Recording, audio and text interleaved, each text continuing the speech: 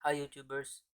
Ngayon ituturo ko kung paano malalaman ng isang Wi-Fi password gamit lang ang CMD ng Windows 7 or Windows 10. Gumagana to sa Converge, PLDT, at kahit na anong Wi-Fi router. Gamit lang ang CMD. Kahit hindi mo alam ang Wi-Fi password nito, malalaman mo using CMD command.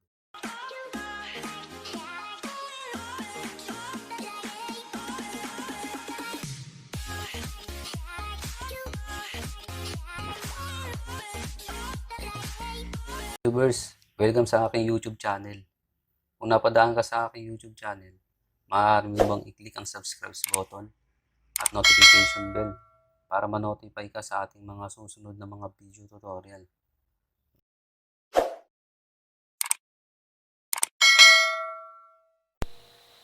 Okay guys, nandito tayo ngayon sa Windows screen. Bali kung mapapansin nyo, connected siya sa Wi-Fi B315_FE5D7. Kapag hindi gumana ang trick sa wireless, pwede nyo subukan sa LAN cable. Then ang una mo lang gagawin is punta ka sa CMD.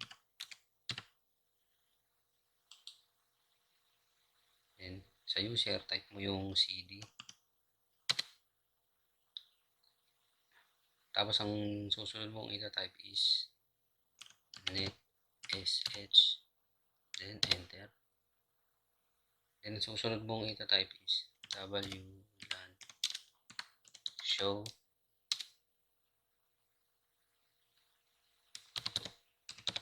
profile. Ganito ang lalabas guys. Bali ang hinahanap natin si B315_FE5D7. Guys, connected sa Wi-Fi natin. Then susunod mong ita-type is wlan show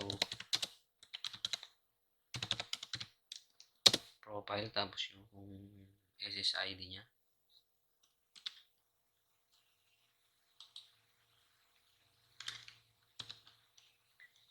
B315S 5_FE5D7 space key equals clear. Yan guys. Bali ang metodo to, ginagawa to ng mga IT para makita yung isang Wi-Fi password na connect sa desktop or na connect sa laptop. Then hit enter. Pag Wi-Fi yung gagamitin mo, hindi ka naka-LAN cable, yan ang lalabas. Mas recommended kung gagamit ka ng LAN cable. Pero pag yan ang lumabas, retype mo lang ulit. Tapos, enter. Then ulit-ulitin mo lang.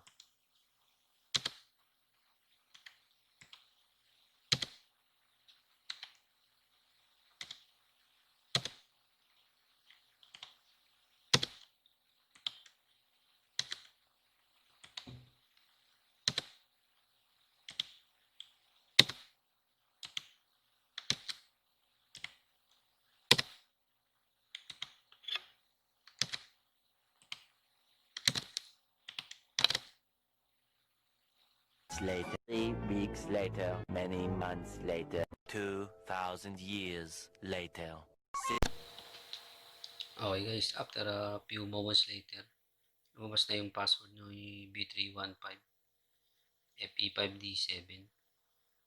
Bali dito nyo makikita yun sa connectivity settings, number of SSIDs, 1, SID name, network type, radio type, vendor extension. Dito naman sa security settings, nandito na yung password nyo. Authentication, WPA2 personal, zipper band, security key, present, SSID name, B315, FE5D7, key present. Bali dito sa key present guys, andito na yung Wi-Fi password nyo. OAYHA68LGUF. Bali para malaman talaga natin kung ito talaga yung password niya, pupunta tayo sa default gateway niya.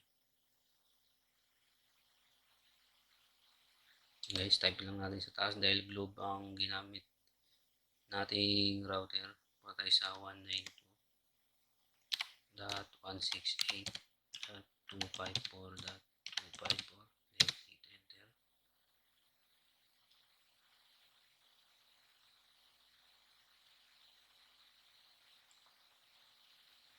Then ito guys, sa login. Maglalagin tayo.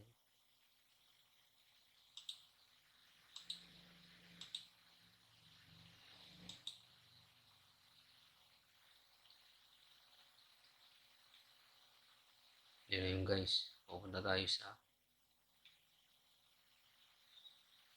Wi-Fi settings. Kung makikita nyo, ito yung SSID niya na B315_FE5D7. Tapos yung WPA pre-shared key. Kiklik natin yung show password. Yan guys, ito yung password niya. OAYHA68 LGQF. Tingnan natin sa command prompt.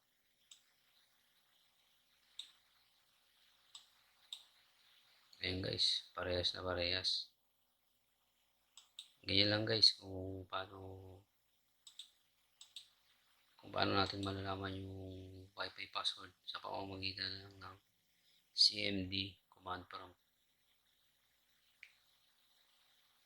Thank you for watching.